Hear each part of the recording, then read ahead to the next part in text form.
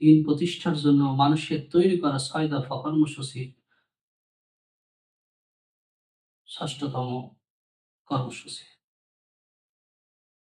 সেটা হচ্ছে গণমিছিল এবং গণসমাবেশের মাধ্যমে দিন প্রতিষ্ঠা করা। বর্তমান সময়ে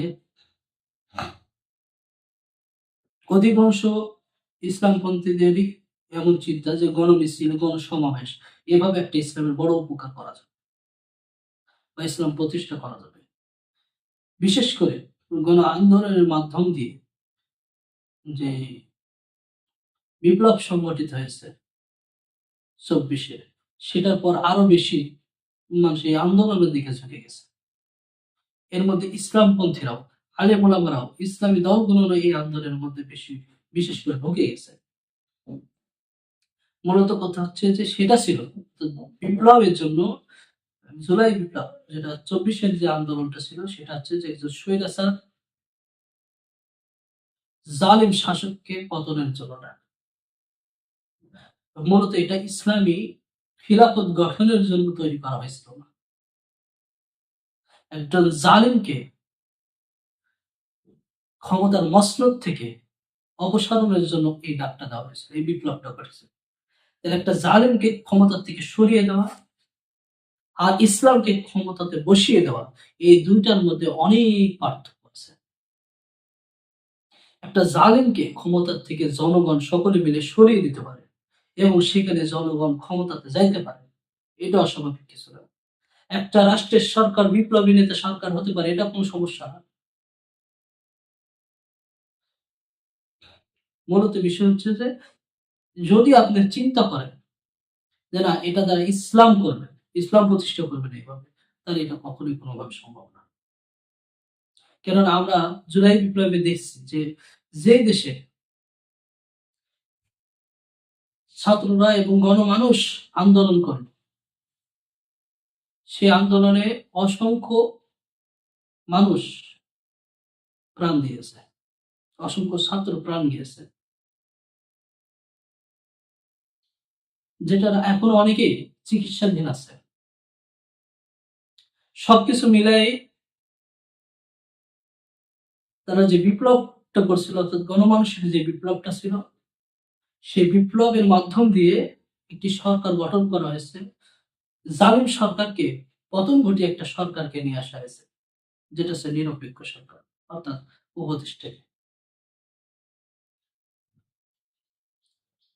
এখানে যদি ইসলাম পন্থা আসতো তাহলে অবশ্যই একরকম হতো, এবং ইসলাম ছাড়া সকলে মিলে গণ অভ্যুত্থানের মাধ্যম দিয়ে এবং গণ আন্দোলন, গণ মিছিল, গণ সমাবেশের মাধ্যম দিয়ে যে সরকার গঠিত হয়েছে, সেটার মধ্যে অনেক পার্থক্য আছে।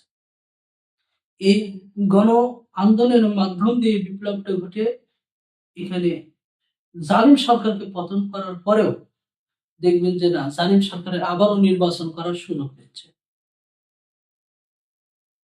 আবারও তার মামলা নিয়ে কথা বলার সুযোগ পাচ্ছে অ্যাডভোকেটরা।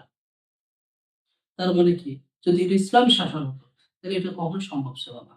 সুতরাং গণবিপ্লব দিয়ে একটা রাষ্ট্র গঠন করা যায়, গণবিপ্লব দিয়ে একটা সরকার গঠন করা যায়, গণবিপ্লবের মাধ্যমে জালিম শাসকের পতন ঘটানো যায়, কিন্তু ইসলাম প্রতিষ্ঠা করা যায় না, খিলাফত ব্যবস্থা প্রতিষ্ঠা করা যায় না, কোনো ক্রমে এটা সম্ভব না। কারণ সেখানে যদি আপনি তাকিয়ে দেখেন, সেই আন্দোলনের দিকে অসংখ্য বিপর্যয় নারীরা সেই আন্দোলনে অংশগ্রহণ করেছে। সকল দল মত শেষে এই আন্দোলনে অংশগ্রহণ করছে, সকল শ্রেণীর মানুষরা সেই আন্দোলনে অংশগ্রহণ করছে, অর্থাৎ সাধারণ পর্যায়ের মানুষই সেই আন্দোলনে বেশি। ইসলাম মানে না এরকম মানুষের সংখ্যাই সেখানে বেশি। সুতরাং যেখানে ইসলাম মানে না, ইসলাম পালন করে না, বেপরদার নারীরা রয়েছে এবং ইসলাম না মানার যুবক ছেলেরা রয়েছে, যেখানে ইসলাম বোঝে না এবং অসংখ্য মানুষ আছে, তাদেরকে নিয়ে আপনি ইসলাম প্রতিষ্ঠা করতে যাচ্ছেন, এটা কখনোই সম্ভব না। কারণ তারাই যখন আপনি এই ক্ষমতাতে ইসলামকে বসিয়ে দিতে চাবেন, ঠিক তখন এই সকল বেপরদা নারীরাই, এই সকল বেগানা পুরুষরাই, এই সকল আপামর জনগণ নাই, তারাই আবার আপনার বিরুদ্ধে আন্দোলন, তারাই আপনার বিরুদ্ধে আন্দোলন করে, গণসমাবেশ করে, গণমিছিল করে, বিপ্লব করে আপনাকে ক্ষমতা থেকে অপসারণ। তাহলে এতগুলো মানুষকে আপনি কি করবেন? তাদের এতগুলো মানুষ, অর্থাৎ গণমানুষের কথাকে কি আপনি গ্রহণ করবেন না যখনই আপনি রাষ্ট্র ক্ষমতাতে আসবেন? তখনই এখানে যখনই বলবেন যে না, আমরা আল্লাহর দিন প্রতিষ্ঠা করতে চাই, আল্লাহর আইন প্রতিষ্ঠা করতে চাই, যারা বিবাহিত ব্যক্তি জেনা করছে তাদেরকে রজম হবে, যারা চুরি করছে তাদের হাত কাটবো। যখন এই গেলাম কাজ করবেন, তখন অসংখ্য বেপর্দা পুরুষ, বেপর্দা নারী, বেগানা পুরুষ তারা আবার মিছিল মিটিং এ নামবে। কতজনকে আপনি ঠেকাবেন? আবার গণ আন্দোলন তৈরি হবে। সুতরাং এই গণমিছিল, গণসমাবেশ দিয়ে ইসলাম প্রতিষ্ঠা করা কখনোই সম্ভব না। ইসলামের উপকার করাও সম্ভব না। যেমন আমাদের দেশে কিছুদিন আগে আমরা দেখছিলাম যে মার্চ মার্চ ফর গাজা কি হয়েছিল, গাজার জন্য তারা যে চিন্তা নিয়েছিল, সেই গাজা উপত্যকায় এখনো মানুষ, মুসলিমরা নির্যাতিত হচ্ছে। সেই গাজা উপত্যকার মুসলিমরা এখনো না খেয়ে মরছে। সেই গাজা উপত্যকার মুসলিমরা এখনো ইহুদিদের দ্বারা গুলিবিদ্ধ হচ্ছে। শিশুরা মারা যাচ্ছে, বৃদ্ধারা মারা যাচ্ছে, বৃদ্ধরা মারা যাচ্ছে, ক্ষুধার্ত ব্যক্তি খাবার আনতে যায় তাদেরকে গুলি করে হত্যা করা হচ্ছে। কিন্তু আমাদের দেশে সেই মার্চ ফর গাজা বাতাসের সাথে মিশে গেছে। কোথায় সেই মার্চ ফর গাজা? যারা নেতৃত্ব দিয়েছিল তাদের খোঁজ করে দেখেন, তার কোথায়? তারা শুধু আমাদের এই আবেগ নিয়ে, মুসলিমদের সেই আবেগকে নিয়ে কিছু সময় তারা ব্যবহার করছে। ব্যবহার করে তারা ঠিকই আমেরিকাতে গিয়ে বিলাসবহুল ভাবে জীবনযাপন করছে। ঠিকই তারা বিভিন্ন দেশে দেশে সফর করে বেড়াচ্ছে। অথচ গাজার মুসলিমরা এখনো নির্যাতিত, এখনো না খেয়ে আছে। তাই আপনার সেই দিনের আন্দোলনের কি হলো ফলাফল? মার্চ ফর গাজা একটা শুধু ধোঁকা, মুসলিমদের আবেগ নিয়ে খেলা ছিল। পরবর্তীতে উচিত ছিল তারপর আবার একটা কর্মসূচি দেওয়া, কিন্তু তারা দেয় না। যদি এদের আন্দোলন, এদের চিন্তা চেতনা, এদের গণমিছিল আর ছাত্ররা যারা 24 গণমিছিল করছে তাদের যদি মিলানো হয়, তাহলে এই সকল আলেম ওলামা ইসলামপন্থীদের মিছিল মিটিং এর সাথে, তাদের ইমানি জোশের সাথে ওই সকল ছাত্রদের ইমানি জোশ অনেক বেশি। কারণ যখনই তারা কোনো আন্দোলনে ডাক দিয়েছিল, সেই আন্দোলনটা ছিল সাধারণ একটা আন্দোলন, সেটা ছিল কোটা সংস্কারের আন্দোলন। যখন সেই কোটা সংস্কারের আন্দোলনের সরকার, জালিম সরকার যখন বাধা দিল এবং তাদেরকে খুন গুম হত্যা করা শুরু করলো, তখন ছাত্ররা আরো বেশি গতিতে আন্দোলন শুরু করে। আবার যখন জালিম শাসক তাদের ছাত্রী বসলো, তাদেরকে হত্যা গুম বৃদ্ধি করে দিল, তখন তারা আরো শক্তিশালী হিসেবে আন্দোলনকে রূপান্তরিত করল।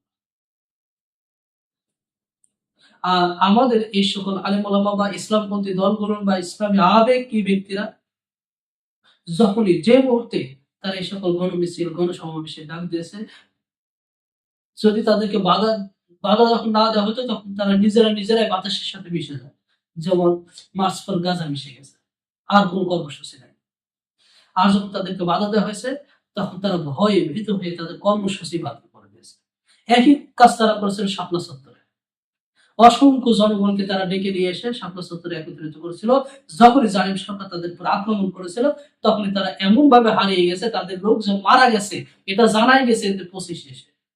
অর্থাৎ জুলাই বিপ্লবের পর তারা বলছে, তারাও স্বীকার পায় না এখন পর্যন্ত মারা গেছে। মানুষকে কত বড় ধোকা দিয়ে তারা করছে। অথচ ছাত্রদের যখন মারা গেছে, তখন ছাত্ররা আরো শক্তিশালী হয়েছে, ছাত্ররা আরো সামনের দিকে অগ্রসর হয়েছে। কিন্তু তারা পলায়ন করছে পিছ থেকে। সেটা যদি যুদ্ধেরই ময়দান হতো, এই গণ আন্দোলন যদি যুদ্ধ হয়, তাহলে এটাও জেনে রাখা উচিত, যুদ্ধের ময়দান থেকে পলায়ন করা কবিরা গুনাহ। সুতরাং এই গণ আন্দোলন দিয়ে, গণ মিছিল দিয়ে শুধু আবেগী মুসলিমদের আবেগ নিয়ে খেলা করা যায়, দিন প্রতিষ্ঠা করা যায় না। সুতরাং এমন কর্মসূচি থেকে আল্লাহ তাআলা আমাদের সকলকে হেফাজত করে। আমিন। আরো একটা বিষয় আমি বলবো, যখন এই যে 6টা বিষয় নিয়ে আলোচনা করলাম, এমন আরো অনেক কর্মসূচি তারা তৈরি করছে, যেগুলো সবগুলো নিয়ে ইসলামের পরিপন্থী এবং একটা সুন্নাহর বিরোধী। এখন তাদেরকে যদি বলা হয় যে কেন এটা করতেছেন, এগুলো বাদ দিয়ে আল্লাহ রসুল যে পথ অবলম্বন করছেন সেই পথটাতে আসেন। তাদের মত, তাদের কথা শুনবেন যে না, শেষ পায় আল্লাহ রসুলের সময় এটা সহজ ছিল, কিন্তু এখন কি সময় এটা করা যাবে না, এখন সেই পরিবেশ নাই, এখন সেই দেশ না, এখন এই সময়ে ওই আল্লাহ রসুল যেভাবে ভোগ করছে সেভাবে করা সম্ভব না। তার জন্য আমাদের নিজেদের সুন্দর কোনো পদ্ধতি তৈরি করতে হবে। এই পদ্ধতি তৈরি করেছে এই যে গণতান্ত্রিক ইসলাম, আহ ইসলামী গণতন্ত্র বা ইসলামী সমাবেশ, ইসলামী গণমিছিল, এইগুলো তৈরি করা হয়েছে। আস্তাগফিরুল্লাহ। অথচ এই বিষয়ে আল্লাহ রসুল সাল্লাল্লাহু আলাইহি ওয়াসাল্লামের একটি স্পষ্ট হাদিস আছে, যেটা আহলুল সুন্নাহ ওয়াল জামাতের আকীদার হাদিস হিসেবে গ্রহণ করা হয়েছে।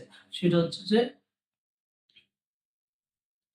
আল্লাহ রসুল সাল্লাল্লাহু আলাইহি ওয়াসাল্লাম এর একটি হাদিস, আল্লাহ রসুল সাল্লাল্লাহু আলাইহি ওয়াসাল্লাম বলছেন, পূর্ববর্তীরা অর্থাৎ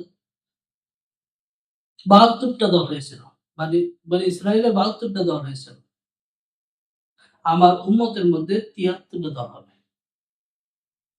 এই ৭৩টা দলের ৭২ দলই যাবে জাহান্নামের মধ্যে, অর্থাৎ এরা ভ্রষ্ট। একটি মাত্র দল যারা যারা জান্নাতে যাবে। সাহাবীরা কৌতূহল বশত জিজ্ঞেস করলেন, ইয়া রাসূলুল্লাহ, সেই দলটা কোনটা?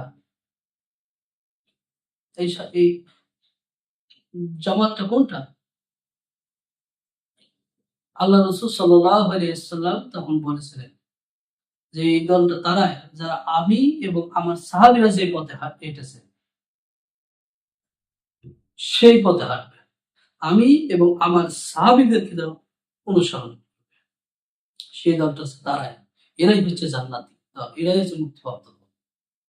সুবহানাল্লাহ। আর আপনারা বলছেন যে আল্লাহ রসুল সাল্লাল্লাহু আলাইহি সাল্লাম যেভাবে হেঁটেছে, যে পথে হেঁটেছে, যে সিরাতে চলেছে, ওইভাবে চললে এখন ইসলাম প্রতিষ্ঠা করা সম্ভব হবে না। তাহলে জেনে রাখুন, আল্লাহ রসুল সাল্লাল্লাহু আলাইহি সাল্লাম বলছেন আল্লাহ রসুল যেভাবে হেঁটেছে এবং তার সাহাবীরা যে পথ অনুসরণ করেছে ঠিক সেটাই প্রকৃত পথ। বাকিটাই হচ্ছে আপনাদের গুমরাহি পথ। বাকি পথ সম্পর্কে আপনারা চিন্তা করে দেখেন যে আসলে আপনারা কোন পথে আছেন। আল্লাহ তাআলা আমাদের সকলকে হেফাজত করুন এবং সঠিক দিন বুঝে আমল করার তৌফিক দান করুন। আল্লাহুম্মা আমিন। আসসালামু আলাইকুম ওয়া রাহমাতুল্লাহি ওয়া বারাকাতুহু।